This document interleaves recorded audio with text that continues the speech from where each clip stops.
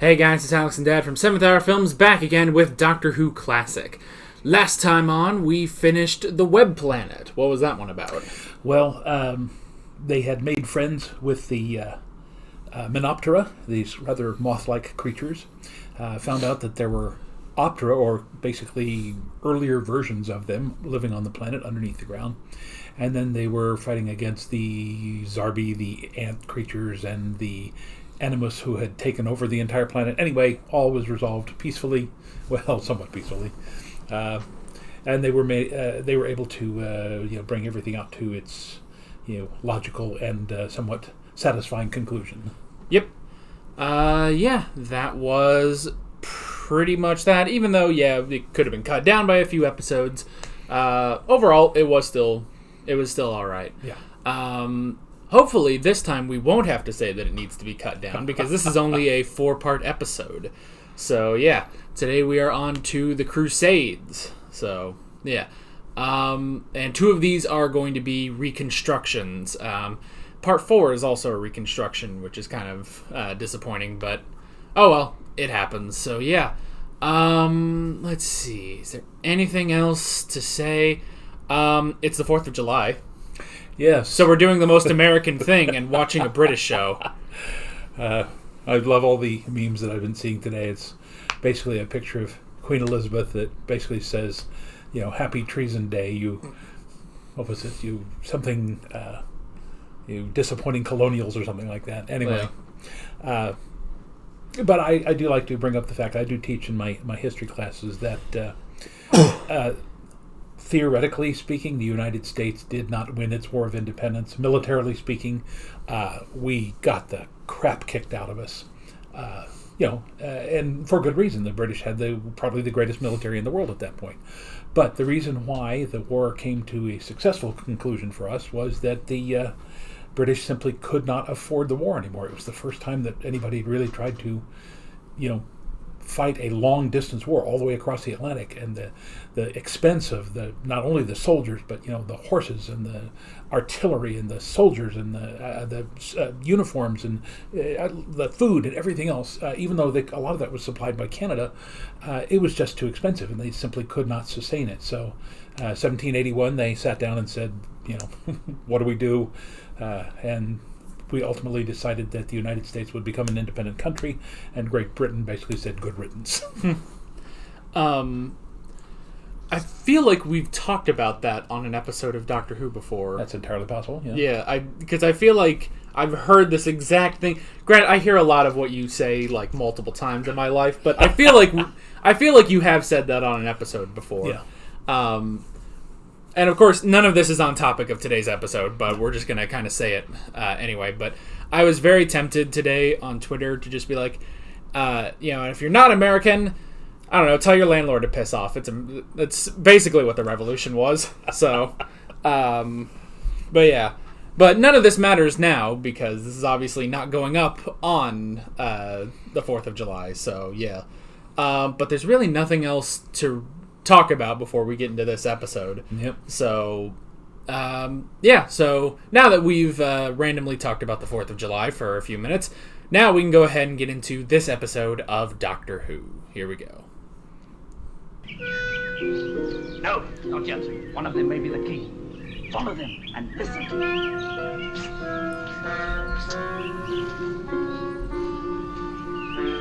I think I read somewhere that Tigana from Marco Polo, the actor, is actually in this one too.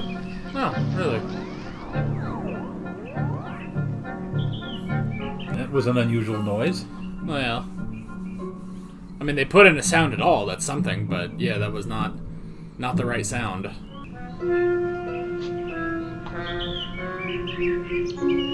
just take a look around. Yes. Now,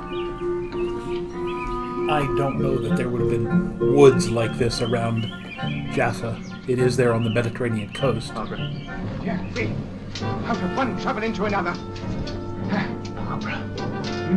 Oh, it's Barbara. Barbara! Barbara! We've been here for 3 minutes, and one of them's already been kidnapped.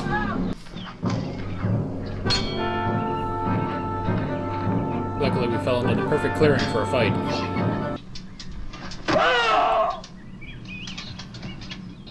sir. That was an impressive I have throw. my friend here to thank for my life.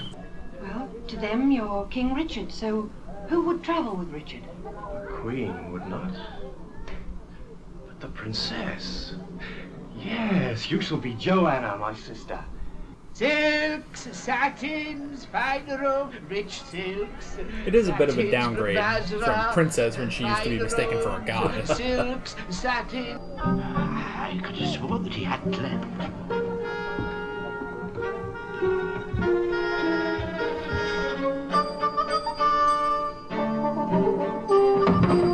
No, my beautiful clothes. Oh, my... Goodbye. Goodbye, my lord. Goodbye. And long live the Sultan.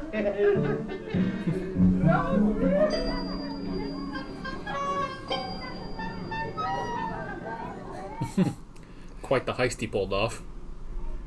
This is not King Richard. Not A blacker head of red gold hair I never saw.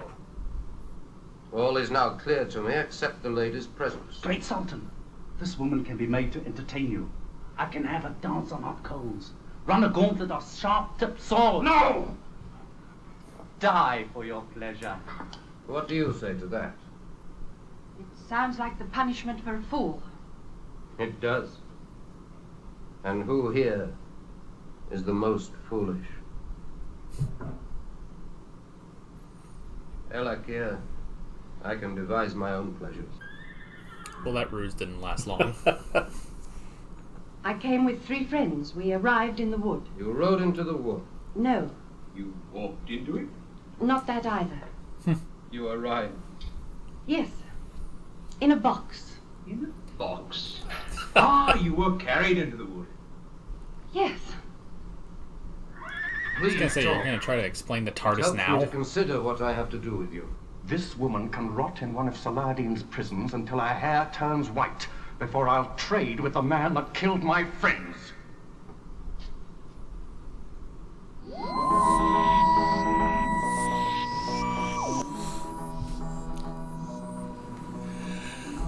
Well, that episode just kind of ended. But a lot of information packed in. Some great fighting in there. Yeah. I will say this, though. As far as the costuming goes, it's very good. But you'll notice the sets are not as elaborate as Marco Polo. Well, So it makes you wonder, did they spend a whole lot of money on the web planet and then went, because they're kind of repurposing some stuff, but it's kind of kept a little darker and stuff. yeah, but very dark and very small. Notice that when the Doctor and Vicky went to the shop at the bazaar to get the clothes, it was very enclosed. I mean, you didn't see the big streets like you did in Rome or in Marco Polo and things like that. Yeah. So. In Marco Polo, they could get away with a white guy playing Tegana and stuff. It's getting a little trickier here with like the Sultan and everything. It's like, all right, yeah. Yes, I'm assuming that I hate to use the term that's blackface, but Saladin and his brother look more like what they used to call the Moors, the Muslims that had come up from North Africa and lived in Spain for hundreds of years. It's just much darker than I would have expected the people of Palestine and what is now Jordan and Lebanon and Syria. So kind of an odd choice, perhaps. Yeah. But again, in 1964, this would have not raised an eyebrow.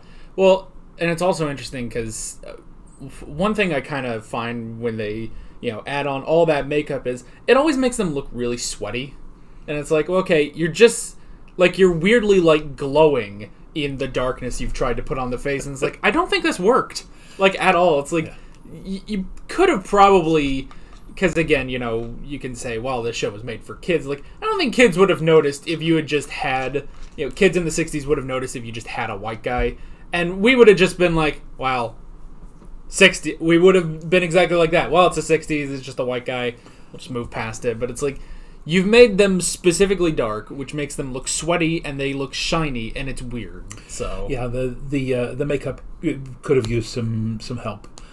Powdering them down so that they didn't shine like that. although, you were just saying, it is, after all, in the east end of the Mediterranean, which is excessively hot.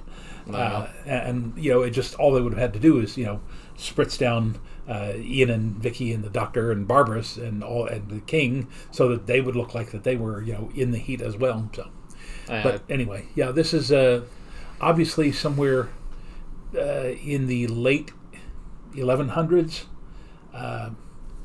I can't remember the exact dates of that crusade. He's talking about John taking over his throne.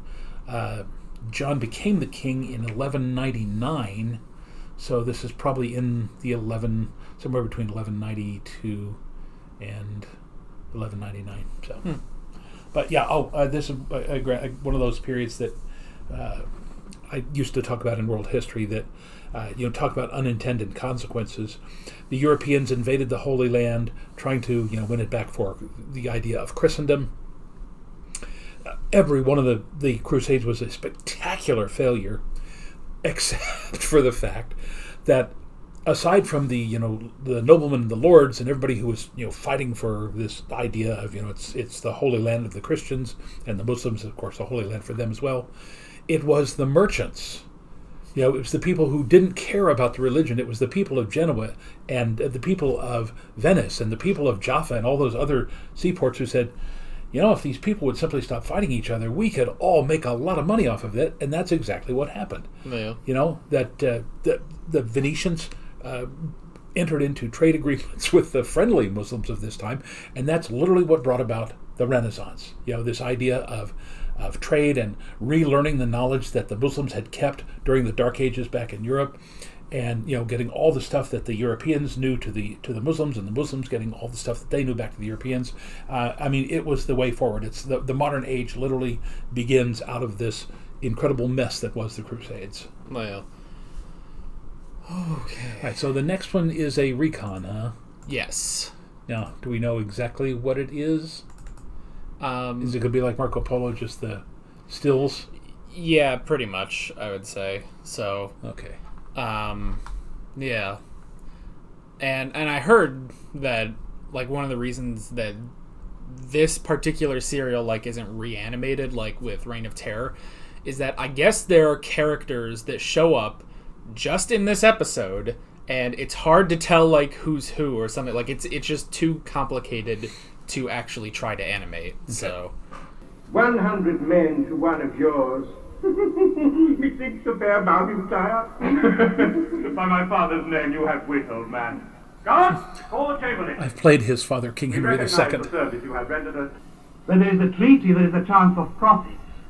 What lies unwanted on my ships that tire will find a home in salary, and from him I can buy and stock my ships again. Treaty brings wealth. There is a woman here, an English woman. She make me look a fool. I shall take it to my palace at Lida, and then we shall see who the fool is. Master, a simple matter. Arrange my audience, then wait by the stable. I'll bring the woman to you. They keep saying Ramallah. I wonder if that's Ramallah, which is in that West Bank area between Israel and Jordan now. Dazzled with your beauty, my lady. Did that guy always have a scar over his eye? Lady, we just didn't see it. What is it? Prince Safadin, we beg you to prefer this match, and thus make us your brother. Sell off the sister and stop the war. Very common. Delivered immediately.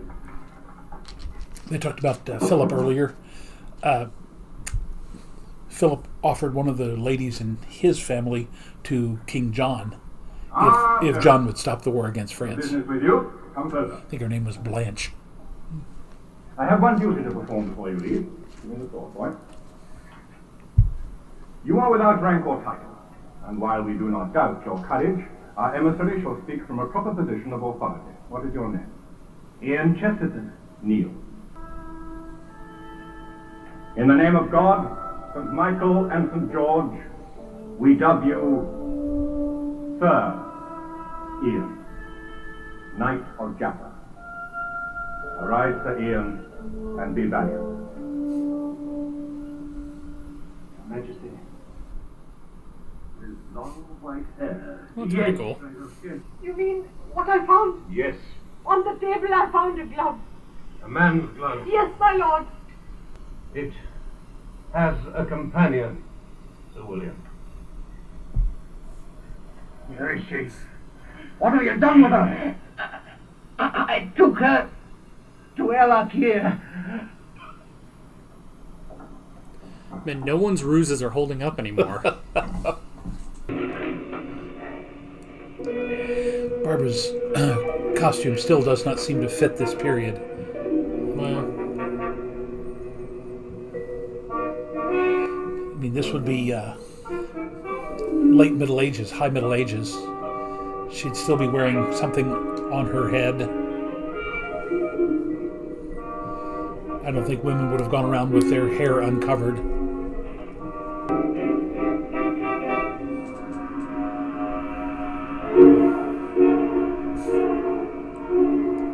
must be the end of the episode.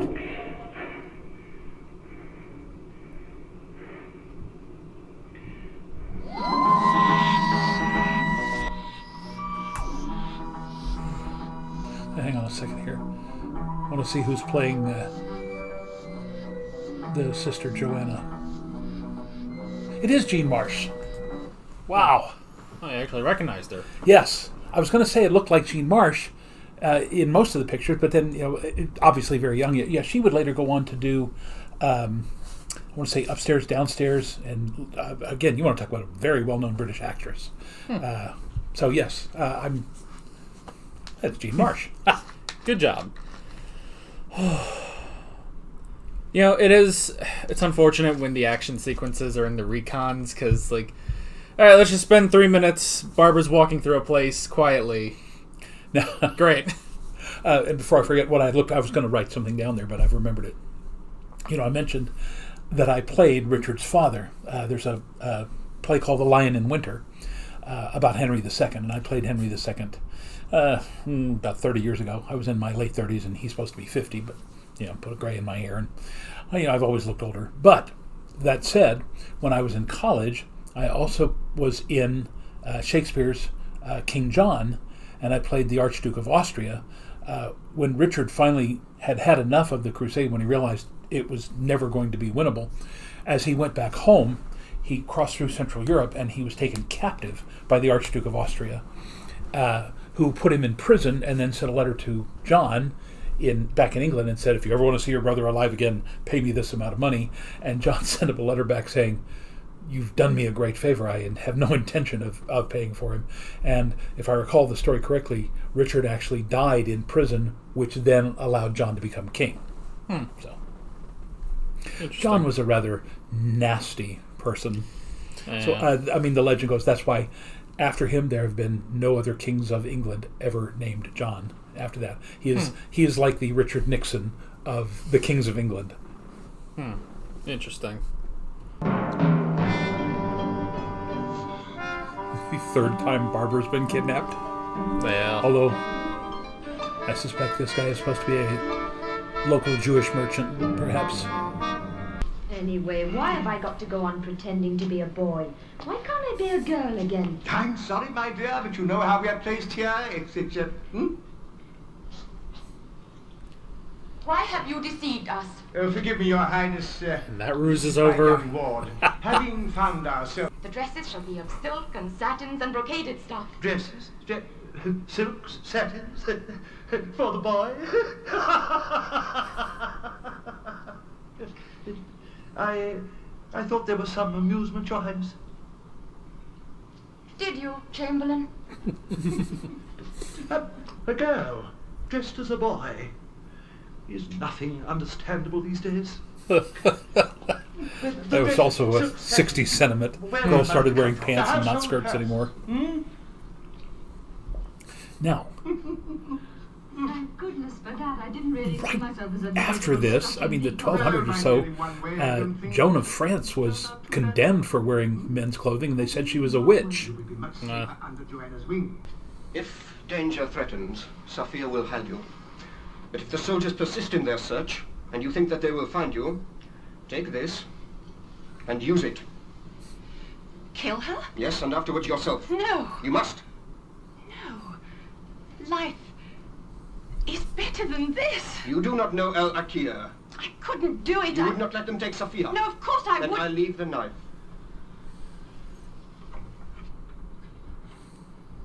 We could use the knife and kill the soldiers. She's a warrior. She knows how to use it. They've gone away, and we must simply wait for their return. It is the will of Allah. Oh. You will eat? Okay. See, they're wearing what I would consider to be Hebrew-type clothing He just with left the it behind. stripes and everything, but they are obviously Muslim. Parley here, arrangements there. But when you men of eloquence have stunned each other with your words, we the soldiers have to face it out. In some half-started morning while you speakers lie abed, armies settle everything, giving sweat, sinew, bodies, iron left. I admire bravery and loyalty, sir. You have both of these. But unfortunately, you haven't any brain at all. A hateful... We have set our mind and heart upon this marriage, and it shall go forward.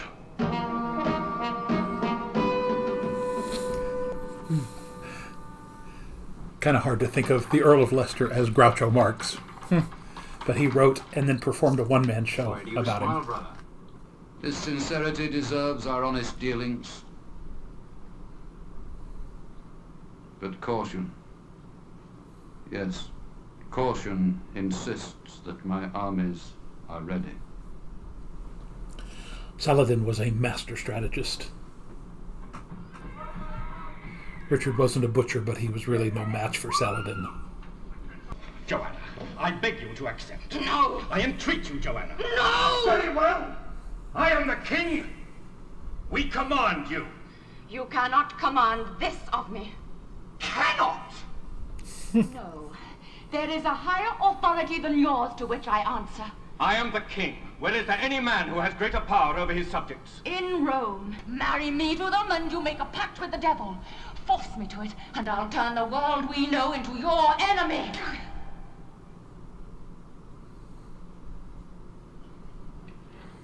Who gave away my plan? Your Majesty, if you believe that You are not welcome in our sight.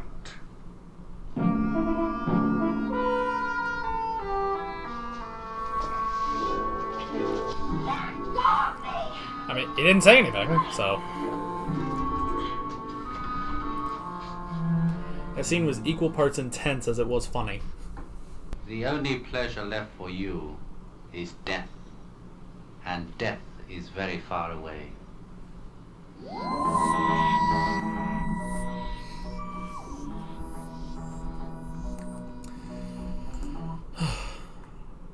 Again, episodes that just kind of end. They're just like... But that being said, they don't really kind of need a cliffhanger, because this is obviously a very well-written story that they just realized we have to break this up into 4 different episodes. Yeah, so that's true. they're even there just trying to contrive something that will, the audience will go, oh no, Barbara's going to get killed, and then play the theme song. Sorry. Well, even you could have worked with, Ian getting knocked out, which just sort of happened. Or you could have even just ended with the end scene with the doctor. Just, you're no longer welcome amongst us. And it's like, that's a good place. I don't know. Win the battle, lose the war. The greatest fear we have. We've come so close. I must see Jerusalem. And when you look upon the city itself, you will be able to find the answer to the problem of this war. May we now take our leave, sire? It's said that in the Battle of Jerusalem, the streets ran so deep with blood that it was up to people's knees. When I believed him dead, I did not even have the will to die. Listen, Melina. Your father loves you. All he thinks about is getting you away from this place. Is that really true? Yes. He told me so. Is that the girl she was hiding with? No, that's the sister that was taken away.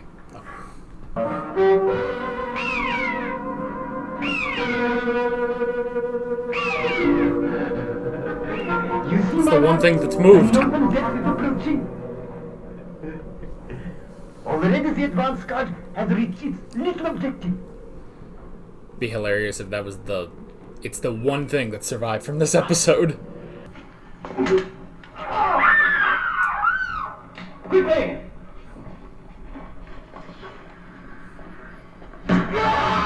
Make haste! We must not stay here! Barbara, quickly!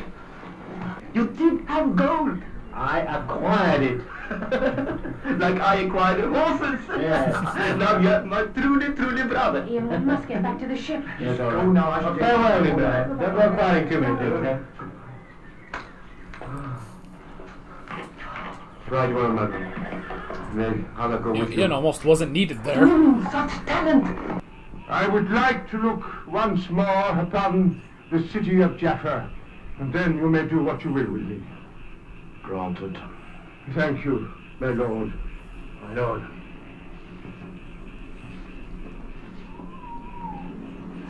Doctor, what about that performance?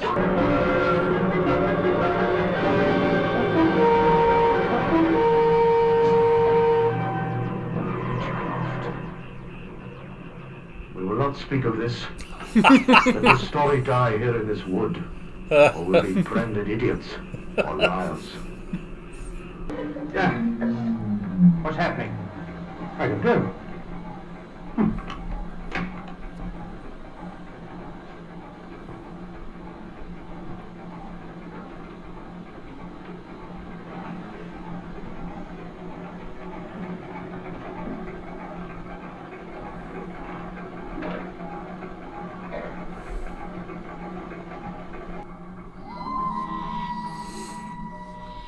All right.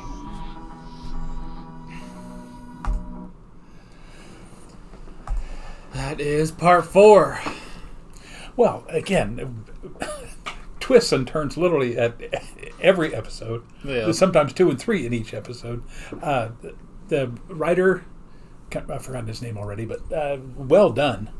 Just and the only thing is, I know the doctor tells the king that he will see Jerusalem, but I wish that there had been some way that they could have at least, started that battle, or got them on the road to it when the doctor and the companions left. It almost feels like they set up a lot, but they didn't like they set up, all right, there's something big, it's going to be happening, this big battle, because, the marriage fell through and everything. And it's like, and that's great, but we can't be a part of that. So the episode has to cut off beforehand because the doctor and the gang can't be a part of that. Now, conceivably, Vicky should know what happens since she's from the future and has read all the history books. Barbara certainly would know what happens. Yeah. So Ian, they could at least explain to him the reason we have to leave now, because this is going to be a very massive and very deadly battle, and we cannot risk being a part of that. So just again, one little line would have kind of tied that up a little bit better. Yeah. All right. I wrote down some stuff, but there were a lot of points where it's like, all right, some of these things. Well, what's interesting is some of these things that happen is stuff that just happens in every episode. So we're to the point that I don't write it down anymore. It's like, all right, Barbara's been kidnapped again, and again. How many? 3 or 4 times in this, just 4 episodes. She got kidnapped at the beginning and then taken away again, and then again, and then she ran into the harem. So it's like, okay. Yeah, there's only so many times I can write this stuff down. So, and the good thing about it is that she's not the damsel in distress that Susan was. Yeah. Barbara, when she's kidnapped, she, like Ian in that with Ibrahim there, manages to get away, and then essentially helps in her own survival. So it's not just please come and save me sort of thing. Well, yeah, and even there, it's not even like, well, she really needed Ian to get there and save the day. It's like, honestly, the other guy was doing just fine, and then Ian sort of showed up to help out, which it's kind of becoming a running thing with Ian, because he sort of did that last episode where it's like, Ian's here. Anyway, so But that's good. I mean, that probably put into a lot of young girls' minds that you don't have to wait for the Prince Charming. You don't have to wait for the man to save you. Yeah. Get out there and do it on your own. Right. Well, and also just because we always have the running joke of Barbara being the warrior. When he gave her the knife, it was like, yes, she will have to kill the guards, and it's like, kill my daughter and then kill yourself. I was like, well, that's not what I was thinking. I was thinking with one knife she was going to take down all these soldiers. So yeah, that I just enjoy that joke that she is the warrior of the group. So let's see. So in terms of what I wrote down for the notes, I wrote down Sir William, who he was a thing for a little bit and then he wasn't. And well, that's also the thing. I guess sort of jumping ahead is I did write down that every ruse that was ever created in these 4 episodes failed 10 minutes later. Like, just everything. Sir William passing as King Richard? Nope. Barbara passing as Joanna? No. Just everything, even down to, Vicky being a boy 5 minutes later. Well, that's over. It's like nothing worked in this. Maybe even down to, all the way to Barbara hiding in the harem. And it's like, all right, she hid there. 5 minutes later, well, she's been discovered, so... Yeah. It was... Maybe the writer did that on purpose. It's like he's watched the last season and a half and said, oh, look how these ruses, these disguises, and all these plans have held up before. Why not just say, no, not going to happen. We set it up, we knock it down. Yeah. It was a kind of a nice twist. Yeah, it was interesting to watch just to see, so how long is this one going to last before it crumbles? Because that's the thing is, when one ruse ends, we know we have to make a new one. So it's just this constant, new things happening in these episodes. So that was interesting. Let's see. I did write down the trading. So King Richard did not want to try to trade anything, which is interesting that he didn't want to try to trade anything to get back Sir William and Barbara, but he would be willing technically to make another trade, which is trading your sister for peace. But that was very common in the 1100s. In fact, right up until the early 1900s. It happens all the time. Henry V, in order to stop the war with France, married the French princess. King John is, if I recall, again, I can't remember if Blanche was his niece or if it was Philip's niece, but again, the daughter of one of the 2 kings was offered to the other king as a way to stop the war. So it's a very common sort of thing, and he didn't look at that as trade. I think the point that they were trying to make there is, for Richard and the noblemen, this was supposed to be literally a holy war, a war of the cross, the Crusade. And it would go against their principles, their holy principles of taking back Jerusalem in the name of the Christians, to then trade with these infidels is the word that they used at that time. But again, as I mentioned before, between the first and second episode, or second and third, that was what was going on. The rest of the world looked at these people and went, these people are crazy. Think of all the things that could happen to our great benefit, to not only the Christians in Europe, but also to the Muslims in the Western Asian area there, if we would simply stop fighting and start cooperating with each other. Look at the city of Jerusalem. It's a holy place for the Hebrews. It's a holy place for the Christians, holy place for the Muslims. Let's just leave it at that. There's no need to say, this is ours, no, it's ours, no, it's ours, and then, thousands, if not millions of people die for it. And when it's all over, it's right where they started, except with, millions more people dead. Yeah. So. Which, you could honestly, attribute that to any, world conflict throughout all of history, we could cooperate, or we could fight. And humanity tends to choose the latter option there. Yeah. It's unfortunately mostly about greed and pride. Yeah. But it is interesting, again, like you said, they wouldn't dare, trade with these, the infidels as they call it. But still, like, even if it is common to, you know, give up your sister and stuff like that, it still seems a little odd. And even Joanna calls him out on it, you know, like, you're basically making a deal with the devil, you know, and giving away your only sister, basically. But again, her argument more than anything else is the fact that she will go to the Pope because the Pope will say this is not a Christian thing to do for a Christian woman to marry a Muslim man. It wasn't so much about anything else to her, at least the way they wrote it, other than, you know, you cannot have me marry outside the faith. Yeah, that's true. Even if it means saving millions of lives. Yeah. Let's see. I did write down Sir Ian, which, even in, you know, because this was only in still images in the recon, it was still cool that he was knighted by King Richard. Yeah. And I also like the Doctor saying, oh, you know, I kind of wish I was knighted too. I believe, if I'm correct, the Doctor would later go on to be knighted by Queen Victoria. Yes, and I think immediately exiled from the British Empire, like almost 5 seconds later. Yeah. So, and I think that's somewhere with the 10th Doctor. So yeah, that's pretty interesting. I wonder if there are other examples of him being knighted. Well, maybe who was the one that supposedly married Queen Elizabeth I? Is that 10 or 11? That was the 10th Doctor still. So yeah, it could be. So I guess at that point he'd be Sir Doctor. Well, see, that's one of the things I've always. Americans don't understand the peerage and how you do that. You know, we always hear Americans like Anthony Hopkins. You know him for having played Odin in the Thor movies, and they almost want to say Lord Anthony. That's not the way you address him. He would be Sir Anthony Lord Hopkins. He is Sir when you use his first name, but Lord, now again, I may have this wrong, but I recall correctly, he is Sir Anthony Lord Hopkins. Okay. So...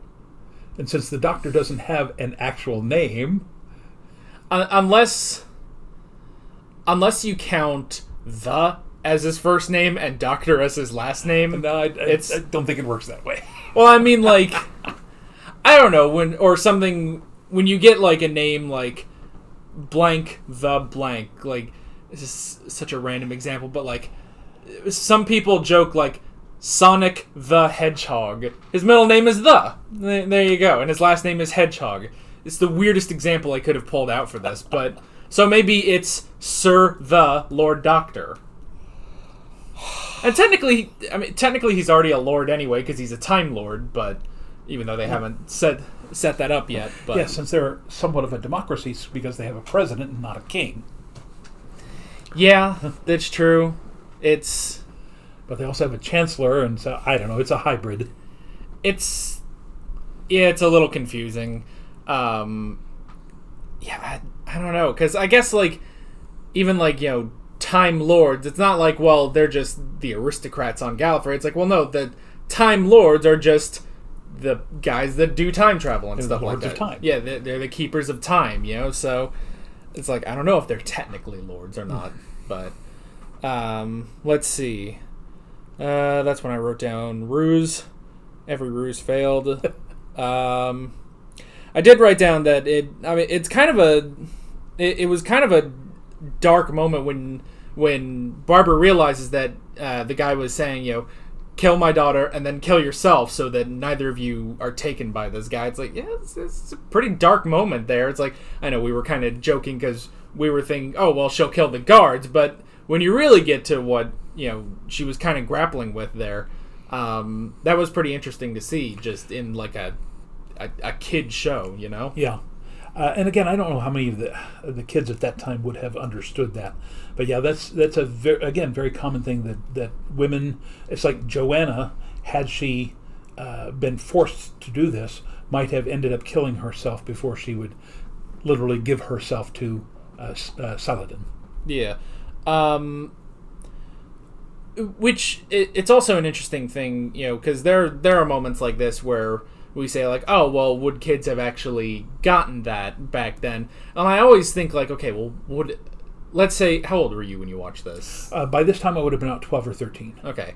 So I try to think like, okay, if I was 12 or 13, would I have caught that? And I don't think so. Yeah. So it's one of those interesting things like, well, it's great that they include some of those moments, even if that might go over a lot of kids' heads. But then I think, well, it is good because if kids, go back to this later, then, once they're older, they can start to really get the implications of some of this stuff. Yeah. So, although at this time, are they? I mean, they're obviously still keeping a lot of the films, but several of the commenters have said they weren't doing reruns yet. No, I don't think. I think the only times are maybe in between seasons a bit. They'll rerun a single story, but yeah, for the most part, they don't do any reruns of this show, which I guess is why people were recording the audio of the episodes. So, and the audio in that fourth episode there was really, really fuzzy. Yeah, it's one of those where the recons are nice. They're nice to have. We get to watch those episodes, and they put in the text for when something happens. It'd be great if they went ahead and put the subtitles in. Yeah, I was really wishing that, because there were not a whole lot, but there were 15, 20 lines that I just went, I have no idea what that person just said. Yeah, it's a little tricky. Now, just another comment about the reruns. This is kind of odd because I remember in the early 60s, American television was doing reruns. Now, we've talked about this before. Today, the average season for a television show is like 22 to 25 episodes. Yeah. And then they rerun them, and then there's, other programming during the summertime. But back then, they would, it's not that they did 52 shows, but they would do 30 or 40 shows, and then they would only choose the ones that were the best of the episodes to show in the reruns during the summertime. Yeah. So again, it's kind of odd that this wasn't. But again, partially for that, I would imagine, is because very few shows in the United States, other than the soap operas in the afternoon, would have had this form of serial. Yeah. Back then, for the regular TV shows at nighttime, either the half-hour or the 1 hour shows, everything was contained in a single episode. Apparently, like the new Who is now. Right. Which, that's the thing, is that I think between season 1 and season 2 of this, it may have only been 2 months ish between the seasons, and it's well, okay, you could put something in there, but you have to really think okay, so if we have maybe 7 weeks, how do we ration that out? What episodes do we choose? And most likely, they're going to pick the longer episodes, and if they're going to do that, they're going to pick the most popular episodes, the most popular longer episodes, and they're going to end up being the Dalek episodes. Yeah. So I would imagine, even if there were reruns, they probably weren't episodes like this. Yeah. So yeah, it is interesting. I don't know. It is interesting that this show, throughout the entirety of classic Doctor Who, is always multi-part stories. I think there's one one story that is just one episode long, but technically it's like it's a prequel to a 12-part Dalek story, and it's just a one-off episode. It doesn't have the Doctor or anything in it, and it's just a singular contained story. So, and people have in the comments have asked if we were going to do it, and yes, because technically the episode was lost, and in 2013 someone, a group of people, actually remade the entire episode with modern technology, and it works because it doesn't have the Doctor or his companions or the TARDIS or anything, so it just kind of works. So I think that'll be in season 3. Okay. So we are actually, I guess we're getting a little close to that. But I think that is the only story in all of classic Doctor Who that is just one episode. So, and then in modern Doctor Who, most of the time they're just one-off episodes. Occasionally you get a 2-parter, but that's about it. So, let's see. The marriage, we talked about that. That was still, like I said, it was that scene where Richard and Joanna are kind of yelling at each other. it was like it was kind of intense because she's standing her ground and he's getting angry and stuff. It was also kind of funny, just seeing how high their voices would go. It was a little funny, but like it had like equal moments, funny and intense, and it ended on the intense part, which made that scene really work. But it was definitely interesting to watch. Yeah. Now, again, I don't think you have seen the film. I would imagine a lot of your viewers have. But there's a film made in the late 60s called The Lion in Winter. Again, I was in the stage play version of it. Peter O'Toole plays Richard's father, King Henry II, and what's her name? Anyway, a very famous actress plays Queen Eleanor, his wife. And the two of them argue back and forth. And at one point, young Philip, the King of France, comes in and doesn't work with Henry at all. And Henry finally says, "Oh, Philip, you haven't got a feel for this at all." He says, "When I bellow at you, you're supposed to bellow back." And that's the whole thing. We think of these kings and queens as being these high-born, wonderful, like Queen Elizabeth II. We never see her raise her voice. But that's because that's a very carefully curated persona that she projects. But it is recorded throughout English history that these people were just yelling and screaming at each other, getting whatever they wanted. I am the king, you will do what I say. And at one point, after that whole thing, King Henry II in the film and in the play, after something just completely blows up in his face, he sits down on the throne and he starts laughing. And somebody looks at him and says, "Sorry, why are you laughing?" He goes, "Oh, God, I love being the king." And it's if you have not seen Lion in Winter, highly recommend it. If you've never seen Shakespeare's King John, again, not as good of a script, but again, if you want to know a little bit more about the history of Richard II. Richard I. I've also been in Richard II and Richard III. I've been in there wasn't a Richard I, but King John kind of serves as that. So anyway, that all we got? Almost. Now, I do wonder, did you ever play Richard the Lionheart? No. One of the very first times that I auditioned for the show, the director asked me if I would read for young Richard. He's only about 25 in that. This is before he becomes the king, about 2 years before he becomes the king. And I said, no, I'm really only interested in playing Henry. And I said, because, after all, I'm a very large man. And, having me playing opposite somebody who was smaller, playing King Henry or the other brothers, I said that, because I'm a director at this point, I said, physically, I don't think that would work. People would see me on stage and go, no. Small Henry, large Richard, that wouldn't work. So Henry and Richard have to be at least equal in size, or Henry has to be a bigger man. So I said no. I just didn't want to play it. I did think later on that if I were going to play one of the three sons, there was Richard, the middle son Geoffrey, and then young John. John's only about 16 in the play. I said I wouldn't mind playing Geoffrey, because Geoffrey is one of those very cold and calculating. Somebody in the script calls him like a machine. He's an automaton. And he is, he's wheels and gears, and he's always thinking about he's like a chess player who plays not just 4 or 5 moves ahead, but like 4 or 5 games ahead. So, yeah, if I was going to play one of the sons, I'd play Geoffrey, but Richard didn't interest me at all. So, well, I feel like we had to clarify that just because, it feels like it would be the perfect match for you to play Richard, but no. Now, I was in Richard III when I was in college, played Lord Hastings, who was one of the king's advisors. But yeah, if I'd been given a shot at playing Richard III, again, what a wonderful part.